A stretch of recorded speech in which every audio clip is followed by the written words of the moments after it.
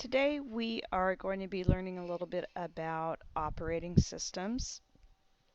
And the reason we talk about this is because the operating systems that you use on the computers here in the lab are different than the operating system on your Acers that you will be taking home with you later on in the year.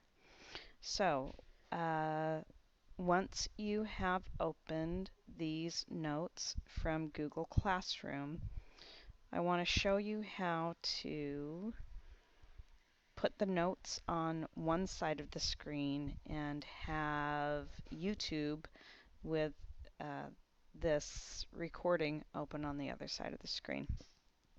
So at the very, very top of your screen up here, this is what we call the title bar. And the operating system that we're using right now is Windows 7, which you'll learn a little bit more about in a minute.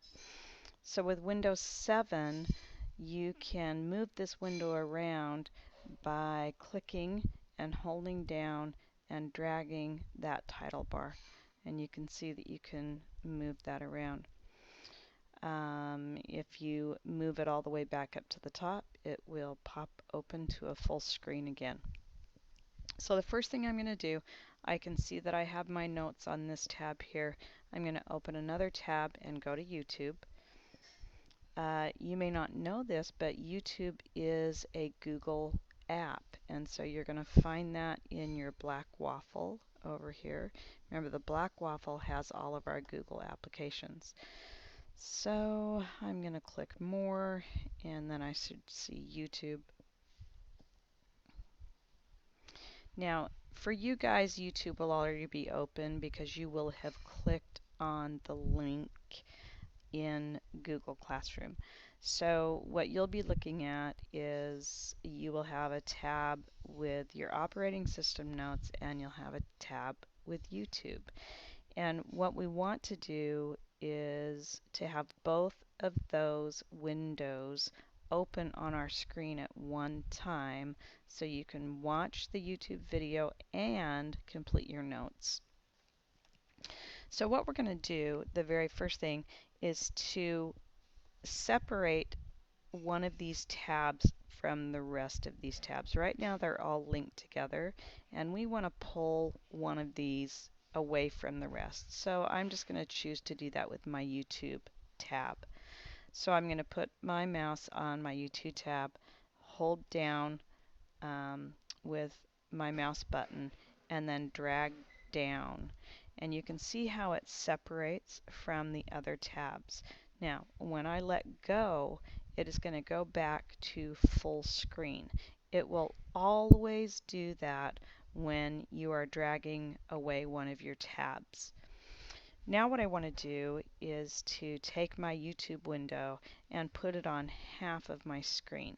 Fortunately, with Windows 7, our operating system, it's set up to it's called splitting the screen, and it will actually put the windows each on half of the screen. We just have to let it know that that's what we want to do. So we're going to come up to the title bar. We're going to click and hold down, drag the window down, and then to the right. And as you go to the right, you will see that it fills up half of the screen. Can you see that kind of shadow? Now, you want to make sure, let me just show you, that you go to the right and not to the corner. As soon as I go to the corner, it's going to try to fill the top quarter of the screen or maybe even the full screen. So you want to go to the right until it fills up half the screen and then let go. And then, sorry, I am in a different operating system than you guys are. Then we're going to come back to the title bar, make sure that you are clicked on the tab for your operating system's notes. We're going to come back to the title bar, click and hold down, drag down and over to the left, and you will see the window fill up your screen. Now I can watch YouTube video over here and complete my notes over here. All right. So the first thing we're going to do, obviously we're going to type in our first and last name with proper capitalization. And I'm going to put in my period number, whatever that is. And then as you're watching the video, you're going to get the answers to fill in on these blank lines. So as soon as you have an answer, you're going to go ahead and type it in here in your notes. So to help you with this, I am going to go through a PowerPoint presentation on, there we go, on operating systems. So we're going to talk about operating systems today. So you can understand a little bit more about how your computers work. It's really important that you start to understand the basic processes of a computer.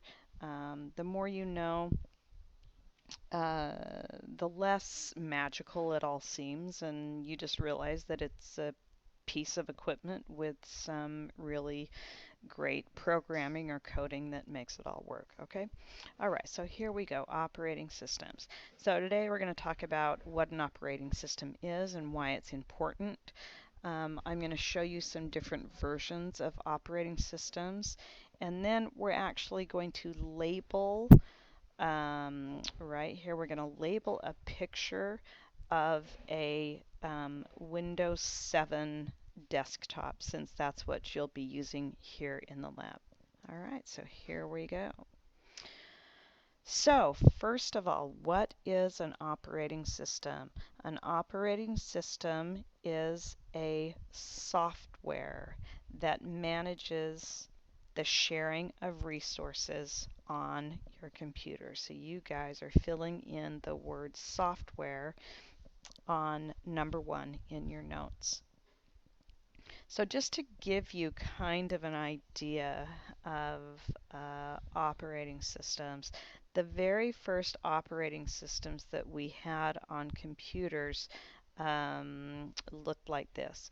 You would turn on your computer and there would be a black or an amber colored screen, and it would just have these words on it. Basically, this is code, and to operate a computer, you had to know a little bit of code to make it work.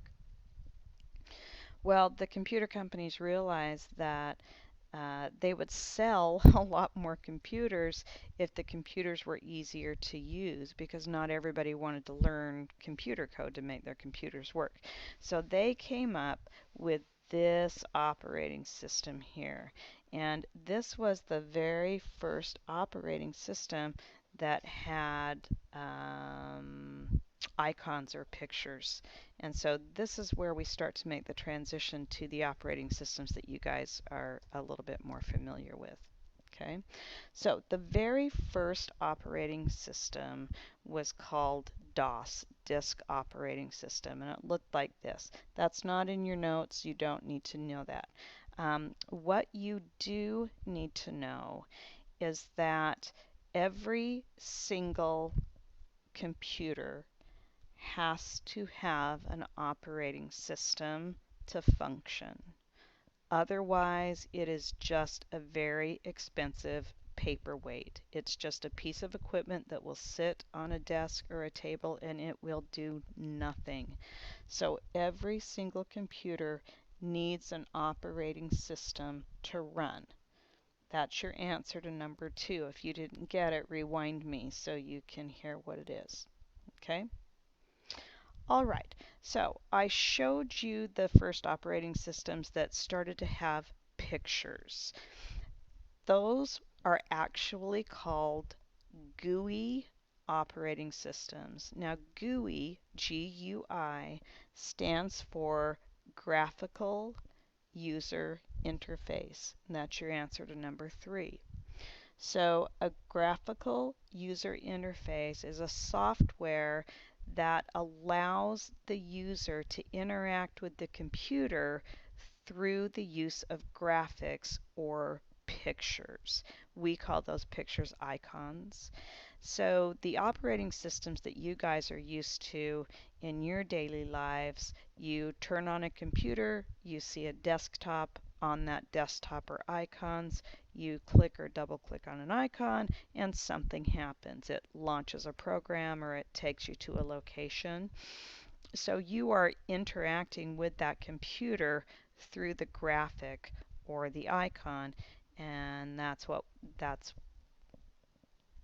the exact definition of a GUI operating system or a graphical user interface. Now, when the computer companies came up, Microsoft came up with the GUI operating systems, it really increased the sales and usage of home computers. So let me give you some examples of different types of operating systems. Some of you may be familiar with Apple or Mac um, computers. Mac have their own operating systems. The original Mac operating system was called the MOS, the Mac operating system. They've since developed lots of different ones, Lion, Snow Leopard, and there's been plenty since then as well. Windows is another type of operating system. That's the type of operating system that is on the computers in the lab, and there are several different versions of that. So the ones that you're using have Windows 7. Um, the big interactive TV in the classroom actually has Windows 10 operating system. The computer that I'm using right now also has Windows 10, and so it looks a little bit different than Windows 7 when you look at it. The computers that you guys have, the Acers, or the computers that you will get, they have a Linux operating system. Um, and Linux has a couple of different versions. They have the UberMix versions. They have like a 2.0 and a 2 point something. And they also have Ubuntu, which is the previous one. I think right now we're using UberMix 2 point something. Not for sure there. So you can use 3 of these examples and type those in on number 4. Okay. Now number 5 on your notes says, what operating system do we use here at RDV?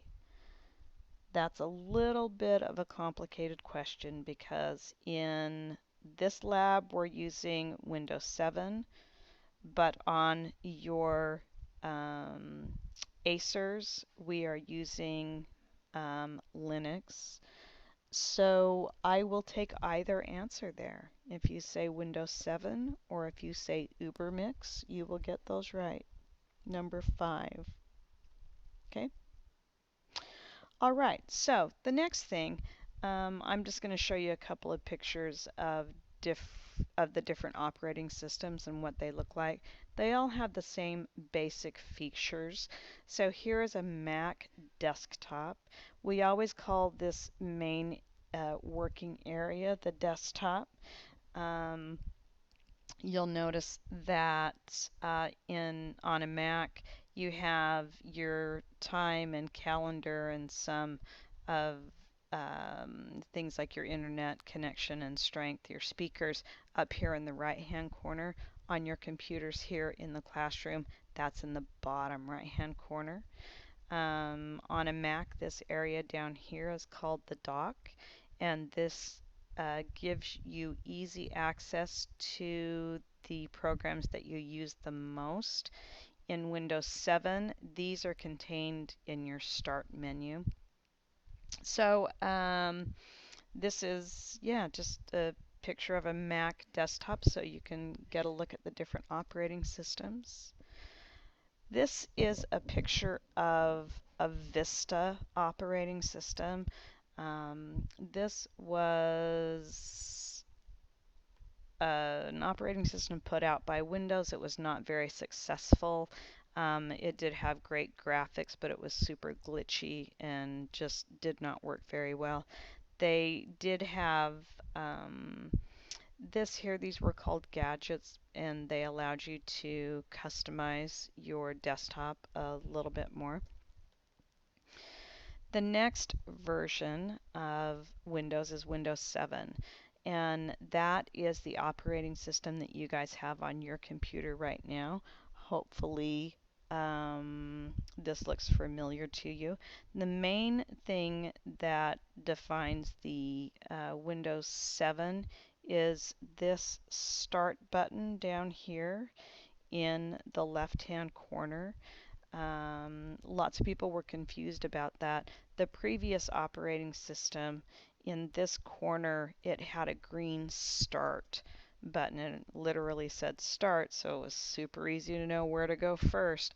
And then they changed to this, and this was quite confusing for people for a while, but eventually everybody figured it out. And you guys know that that is where you go to find programs to power down your computer, and basically it's your main menu there. Okay. All right. This is Windows 8. Windows 8 was the biggest visual change that Microsoft made in their operating system. And it is interesting to note that they went from a very traditional looking computer desktop to these tiles. And if you think about it and you start to wonder, okay, now why would they do that? Why would they make such a dramatic change? They are in direct competition with Apple. So a lot of us own iPhones and or iPods. Some of us also have iPads. And as we get more accustomed to using our iPhone and our iPad, if we're in the market to buy a new computer, some of us, because we're used to using the Apple products, are going to go buy a Mac computer. Microsoft has to battle that. And so they really made changes to this operating system and gave you these tiles. They also gave you a touchscreen computer, so it would have more the feeling um, of an Apple product. So Windows 8 was around for a while. Whoops, now we have Windows 10. Looks a little bit like this. We have this icon down here instead of the start button. This is what we have on the interactive TV in the classroom, and this is what is on the computer that I'm using right now. So you may see a little bit of this. And they've gone back towards the more traditional looking desktop rather than the tiles that they had with Windows 8. You can still have tiles that you can customize and use. So this is kind of a compromise. It's supposed to be kind of the best of both Windows 7 and Windows 8. Okay, so let's keep going with our notes. So the desktop. What is the desktop? The desktop is the main working space on your computer screen. So when you turn on your computer, the area that you are looking at is your desktop. Okay. On the desktop, you're going to have icons. Icons are pictures of menu items that you click on to run a program or to take shortcuts. So those are the answers to 6 and 7. Okay. Examples of icons, have them on your screen right now. You can look at what you have. These are just some that I grabbed off of a computer that I was using at the time. We have the recycle bin. This is an Adobe Reader, Mozilla Firefox. This is actually uh, an Excel spreadsheet and a Word document. So icons can be a shortcut to a file, or they can be a program that will actually be launched when we click it. Now, the last important feature of the Windows 7 operating system is the bar located at the bottom of the desktop, and that is called the taskbar. So that is the answer to number 8. So the taskbar is the bar that's located at the bottom of your desktop. And the taskbar was created to allow us to switch quickly between tasks. So back when computers were first released for home use, you could only do one thing at a time. Like I would not be able to have 2 different documents open at once. Well, as the memory of computers improved, they could do more things at once. So there had to be a method for managing all the different things that you could do. And what Microsoft came up with was the taskbar. Now, you guys know, because you've learned in class, that when something is on the taskbar, when there's an icon on the taskbar, we only have to click it one time to launch it. All right? Okay, so that is the completion of your notes, and you can go ahead and turn those in through Google Classroom. In the top right hand corner, let me see if I can get there. In the top right hand corner of your notes, it's not showing here, but somewhere up here in this top right hand corner, you should have a button that says Turn In. So you'll go ahead and click Turn In, and that will take you back to Google Classroom, and then you'll click Turn In again. All right, so the next little thing we're going to do is we are going to have you label this paper that you picked up. So the very first thing I want you to do is to write your first and last name, write today's date, and your period. And we are going to go over the different aspects here of this Windows 7 desktop. We've already talked about quite a few of them. And you are going to be filling in the answers at the bottom of the sheet here. Okay, so grab a pencil or a pen and let's get going. So I think I have a picture here. I hope I have a picture here of a Windows 7 desktop.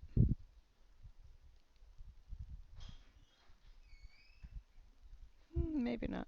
Okay, I'll just use this one.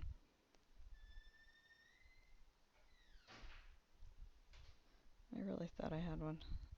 Alrighty, so here we go. Alright. So, if I can, the first thing we're going to look at is right here, letter A.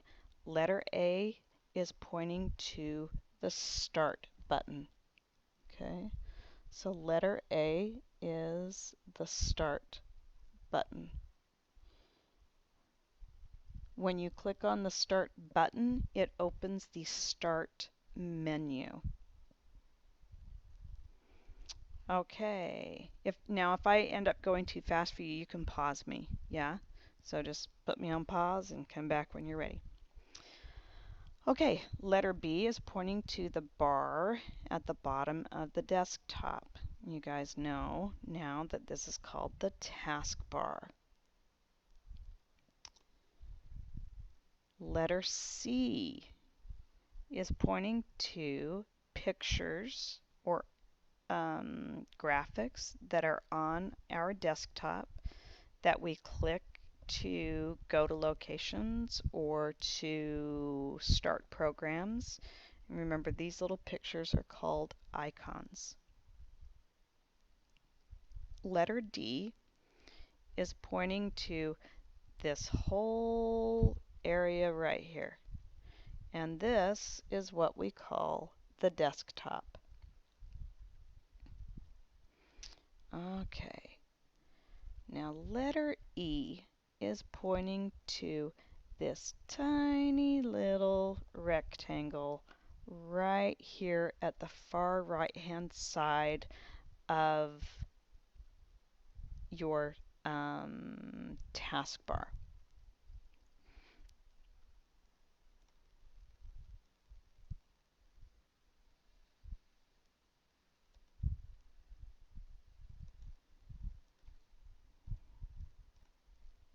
Sorry, lost you for a minute. So this little tiny rectangle over here at the far right hand side of the taskbar, if you, in fact, go ahead and put your mouse over the top of that, and you'll notice that everything on that was displayed disappears. And then as you move your mouse, all of that stuff comes back. Okay. So that is called the Show Desktop button. Let's see, what is your next area? Okay, F. F, it's hard to see exactly what it's pointing to, but this area right here on the taskbar is actually called the notification area. This is where you will be given information. Let's say that an update is needed, then this is where you'll get like a little bubble of information right there that'll tell you what you need. Okay. All right, so let's go down here to the bottom, and I'm going to spell some stuff for you just in case you're not sure how to spell it. So remember, A is the Start button. B was the taskbar. C were icons. D is desktop.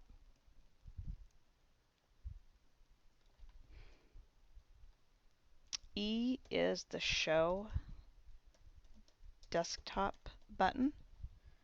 And F is the notification area. All right, so there you go. Once you have that paper completed, you can go ahead and turn that into me. And that should be it. If you have any questions, go ahead and let me know.